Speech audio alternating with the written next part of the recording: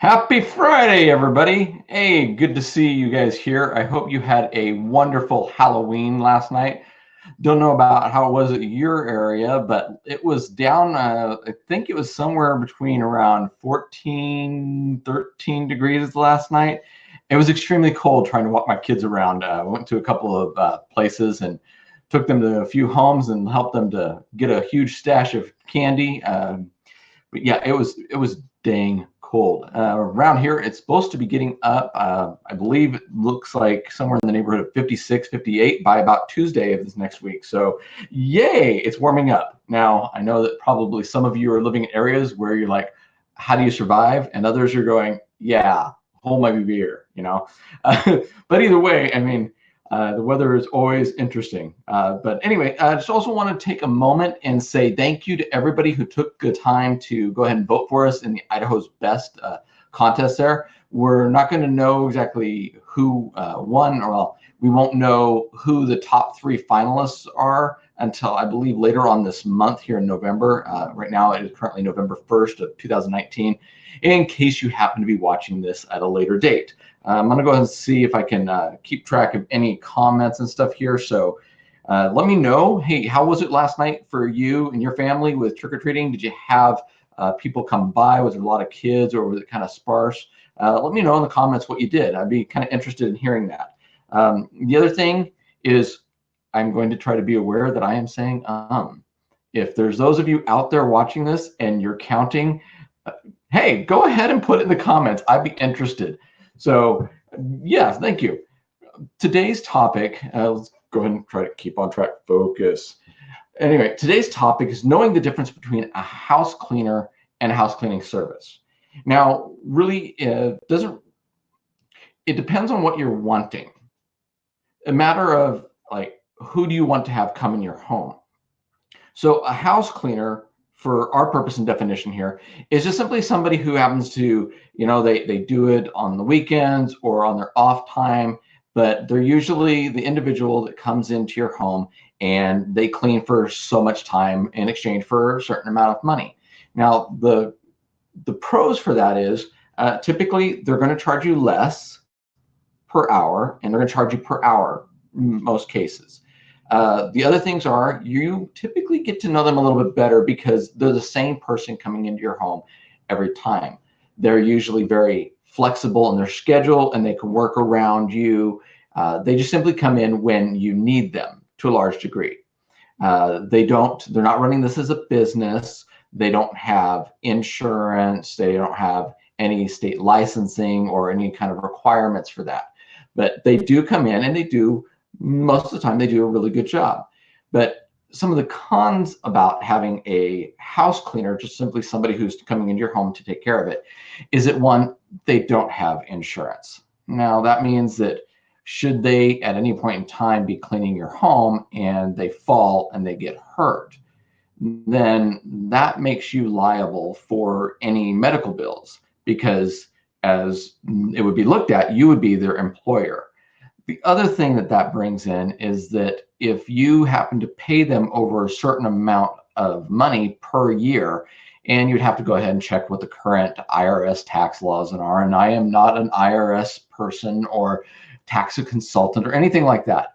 But just know that if you are providing them with everything they need, you could be considered their employer, which means that you would be responsible for back taxes, Social Security, federal income, everything that they would be required, that an employer would be required to pay, would end up falling on you. And I actually heard from another cleaning business owner who had spoken with somebody who'd hired an individual, and they've been coming into their home for some time cleaning, and everything was really great. And then something happened with the lady that was doing it, and she went down and she applied for assistance because, sometimes things happen, and that's what she was trying to take care of. She was trying to take care of her family. And when she filled it out and they asked who her employer was, she wrote that it was this person that she was cleaning for. And so they went to them and they found out that she had been serving them for so long and that they were paying her X amount of dollars. And the IRS decided that, hey, you've been paying her enough. You were actually an employer, And so you owe us 10 years worth of back taxes. And that was a very costly situation. Now, am I saying that's going to happen every time? No. It could be one of those situations where you go for the entire time, you hire some great person to come in, a house cleaner, and they take care of you and nothing ever goes wrong. But if it does, just know that you're taking on that responsibility. It's the same thing as if you get, lower amount of insurance for your vehicle. You're taking on that risk. So just be aware of that. Some of the other things can be of a con with having somebody come in your home that is just simply a house cleaner. If they get sick, then your cleaning stops. If they decide to move, your cleaning stops. If just some life thing happens to them and they have to quit, well, you're right back to where you started, looking for somebody to help you out with things that are going on in your life. You're looking for somebody to help you get back your time, and you're going to use your time in order to find that. So the other option is you hire a house cleaning service. And that's what we are. We're a house cleaning company. We hire people to come into your home to take care of that for you. Now, the downside with a house cleaning services, we are in the service industry. That means that we have things like turnover. There are people that come and go. We get people that last for a while, but life things happen. In fact, actually, we have one gal that's going to be moving on. She started with us, it's been a little over a year ago, and she's been great, but she had some stuff that that went on in her life that she wanted to go do something else. So she has that opportunity now, and we wish her well, but that just means that the people that she's been serving, she's no longer going to be able to serve. But the great thing about having a house cleaning services, it's our responsibility, and we work hard to find replacements. We want to make sure that we take care of that, looking for somebody to take care of that role should somebody get sick, injured, quit, if they die, unfortunately, because we are human and that happens. But we want to make sure that's taken care of. The other thing too with hiring a house cleaning service is that you have there's two options. And one is they do employees, W-2 people, and then the other is they run independent contractors, which means they, according to the way the government looks at that, they will go ahead and provide them with the customers. So if I was to do that, which we don't, but we would go ahead and set up a cleaning service, and we would have people like you contact us, and then we would contact somebody else and have them go clean your house. Now, for some people, that can be a good thing. I don't know if you've ever heard of like Handy or some of these other services that do that. Uber is another one kind of idea where they're not really the ones doing the work, but they're finding others to do it for them so that you don't have to. They're like the middleman person. So the downside with that is the company cannot control the quality. They can't control the time, what's used in your home. They can't control, how they go about doing it. There's no training. So you're kind of at the whim of whoever they pick, and hopefully they pick a good person to come into your home. The other side is W-2s. Well, that's when you're an actual company that hires employees. And some of the things that you have to have in place is you have to have workman's comp. What does that mean? That means that if our people or the house cleaning service company's people happen to get injured in your home, they're going to take care of it. You don't have to worry about that. They also have liability insurance so that if something gets damaged in your home, they have a means in which to get it taken care of.